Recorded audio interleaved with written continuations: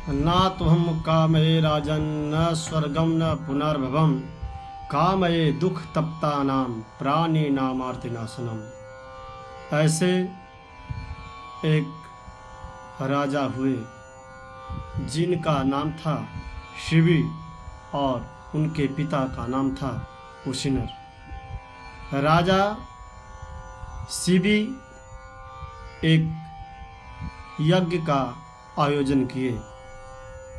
उनकी यज्ञ की कीर्ति भूमंडल पर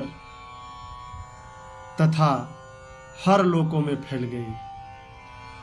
उनकी इस दानवीरता को देखने के लिए भगवान इंद्र और अग्निदेव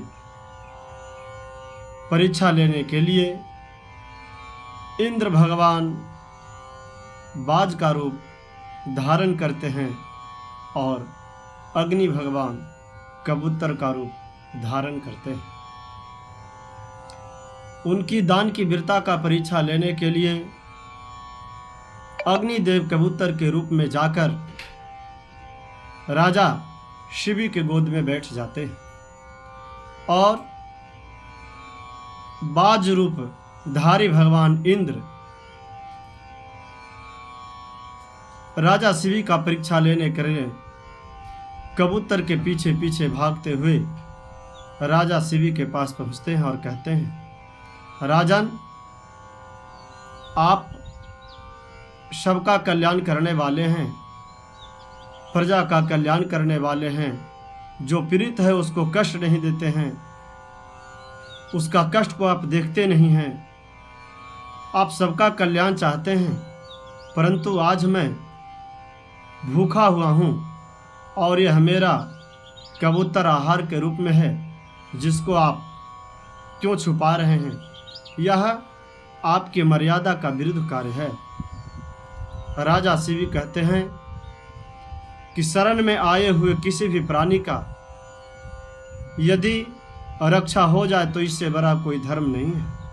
क्यों कि हमारे शास्त्रों में बताया गया है कि जो अन्न यज्ञ के द्वारा धर्म से जो पुण्य अर्जित किया जाता है उसका एक दिन न एक दिन क्षय हो जाता है, परंतु किसी का प्राण का रक्षा हो जाता है तो वह पुण्य निरंतर बढ़ता रहता है। इसीलिए मैं किसी भी स्थिति में आपको यह कबूतर खाने के लिए नहीं दूंगा। राजा शिवी की बात को सुनकर बाज बोलता है, प्रभु, ये मेरे साथ आप अन्याय कर रहे हैं। मैं यदि भूखा मर जाऊंगा तो भी आपको पाप को भोगना पड़ेगा, अतः आप इस कबूतर को हमें खाने दें। राजा कहे शिवी कि किसी भी परिस्थिति में हमारे शरण में आया हुआ है तो मैं आपको खाने के लिए इसको नहीं दूंगा। कोई दूसरा उपाय हो तो बताएं। बाज कहता है कि राजन, यदि बाज कहता है कि प्रभु, इसके बदले में आप न हो तो किसी भी जीव का मांस हमको उपलब्ध करा दें ताकि मैं अपना भूख मिटा सकूं। राजा शिवी बाज के बात को सुनकर बाज से कहते हैं कि ठीक है, इस कबूतर का जितना वजन है उतना मांस मैं आपको अपने हाथ से काट कर दे देता हूं और आप इसको खाकर तृप्त हो जाएं। एक तराजू के पलड़े पे कबूतर को बैठाया जाता है और राजा शिवी अपने हाथ का मांस काट काट कर तराजू पे चढ़ाना प्रारंभ करते हैं। वह जितना मांस चढ़ाते जाते हैं कबूतर का वजन उतना ही बढ़ता जाता है। ज्यों-ज्यों मांस अपने हाथ का काट के राजा शिवी चढ़ाते हैं त्यों-त्यों कबूतर का वजन बढ़ता जाता है। अंत काल में राजा शिवी सोचते हैं कि अब इस कबूतर के बदले मांस कम पड़ रहा है तो क्यों न मैं ही तराजू पे चढ़ जाऊं और तराजू के ऊपर राजा शिव ही कबूतर के वजन की बराबरी करने के लिए चढ़ जाते हैं। ऐसा होते ही आकाश से नगाड़े बजने लगते हैं, दुंदुभिया बजने लगती है, फूलों की बारिश होने लगती है। राजा शिव विचार करते हैं कि यह कौन ऐसा जीव है, कौन ऐसा कबूतर है कि जो मनुष्य का वजन को ही बराबरी कर पा रहा है, यह कैसा जीव है।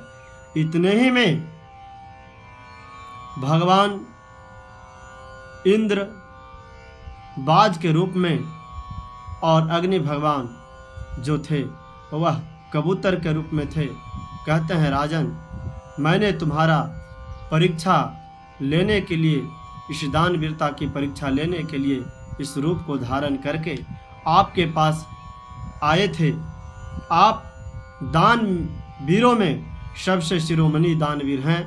आपकी कीर्ति इस धरा धाम पे फैलेगी और आप सर्वत्र दानवीरों में जाने जाएंगे और बहुत दीर्घ काल तक आप इस धरा धाम पे शासन करेंगे।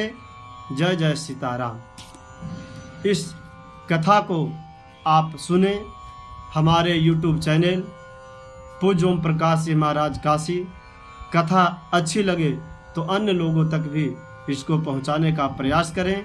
बहुत ही यह दान वीरता का, धर्म का परिचायक कथा आज आप लोग के सामने हमने प्रस्तुत किया। इस कथा को अपने अपने घर में छोटे छोटे बच्चों को भी श्रवण कराएं। इससे भक्ति भावना जागृत होती है। हमारा इस देह मानव का तन पाने का क्या महत्ता है, इस कथा के माध्यम से हमको और आपको जानने को प्राप्त होता है। पुनः अगले वीडियो में हम आपके साथ मिलते हैं। जय जय श्री राधे श्याम।